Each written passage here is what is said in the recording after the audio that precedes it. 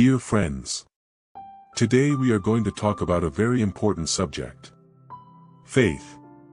We will discuss how not to lose faith, especially in times of distress, and how to maintain it during these difficult times.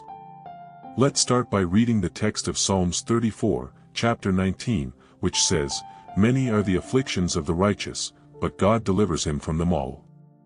So, we begin by recognizing that the righteous suffer many afflictions, but God promises to deliver them from them all. In moments of anguish and sadness, our faith can bring us closer to God or make us doubt Him, and sometimes we even lose faith. The trials are so many that many ask themselves, if God exists, why does He allow me to go through all this? I'm a good person, why do I have to suffer so much? If you think this way or have thought this way, know that it is understandable and that God understands your feelings. The Holy Bible tells of a prophet who questioned why the bad seemed to get along while the good suffered. This prophet was Jeremiah, who lamented a lot, and we have a book in the Bible called Lamentations, which records complaints about him. Another example is Job, described as a blameless and upright man, who feared God and shunned evil, but suffered immensely. Job also questioned why he was suffering, as he did not understand. Thus, Jeremiah questioned why good people suffer and Job questioned why he, a good man, was suffering. If you go through difficult times and wonder why you are going through this, know that it is understandable and God understands. God understood these men of faith. Sometimes our suffering leads us to despair, and this is neither a sin nor a sign of a lack of faith. Many men of God in the Bible lamented, some even asked to die due to their anguish. Did God condemn these men?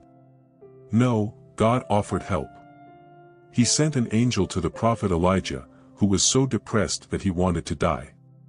God did not rebuke him, but understood his feelings. Jesus, when he was on earth, said that it would not be easy to be his follower.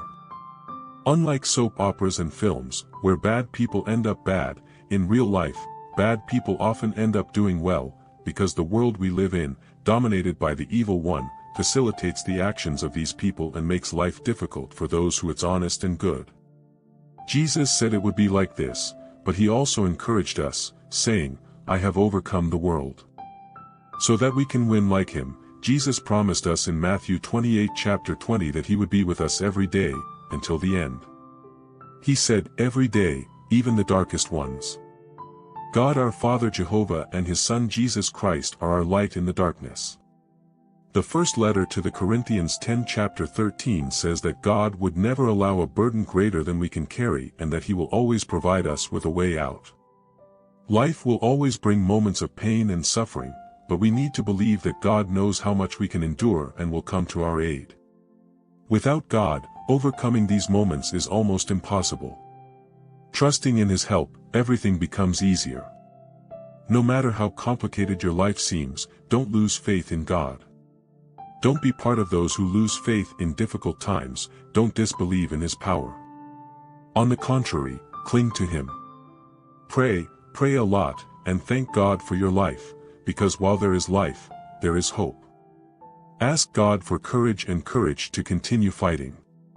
Jesus promised to be with us, remember that, trust that and keep a positive attitude, because negative thoughts only attract negative things. Keep your heart and thoughts fixed on the promises of God and his Son Jesus, keeping the flame of faith burning.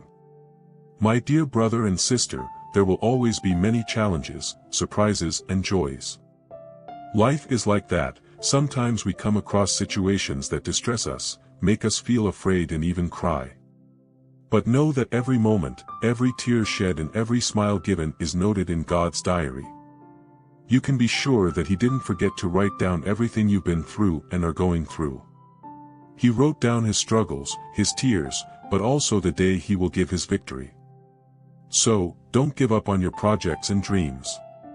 Above all, don't give up on continuing to be an upright person, even if in this world dominated by the evil one there isn't much room for good people. God has a reward in store for you. Never give up, because God is with you today, tomorrow, and always.